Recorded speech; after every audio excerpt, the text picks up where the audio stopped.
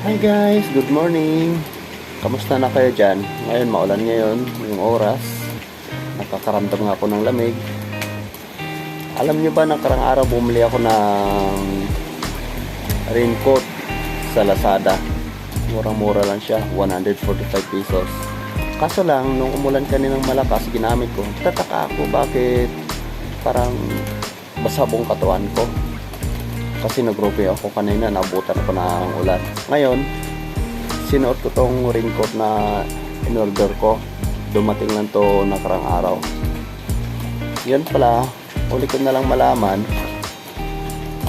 Ito, yung tahi niya. Diba ito yung reflector niya. Tapos yung tahi niya dito. So, parang wala siyang kwenta. Wala talagang kwenta. Kasi tingnan mo nga naman, reflector niya tinahi dito mismo sa raincoat na to. Edi tagos yung tubig dito. Tagos siya, no?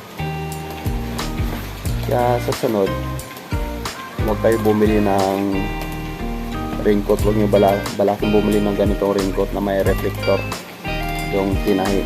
Hindi ko rin to alam, hindi ko rin to napansin. Ito binili ko dahil mura. Yun pala,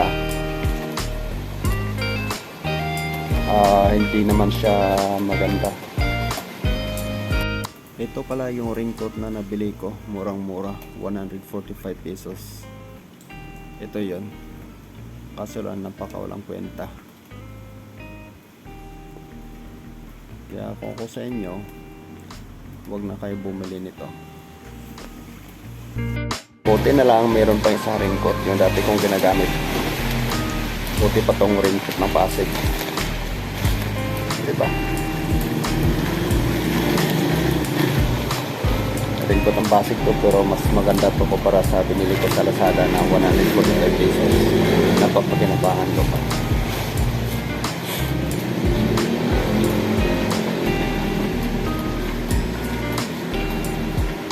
Kaya kung gusto nyo bumili ng raincoat, doon na kayo sa may presyo siya, medyo mahal, pero okay lang, solid naman. Nasa 500 pesos na ganun. Kesa dito, mas scam lang kayo. Made in China kasi ito, kaya ganito yung kanya bubugong muha nito. Tinahi pa naman yung reflector sa kanyang katawan, no? Lulusot talaga yung tubig dito yung ulan. Kaya hindi na ako lang din napansin. Kaya ilalapasan nito, tapon na rin.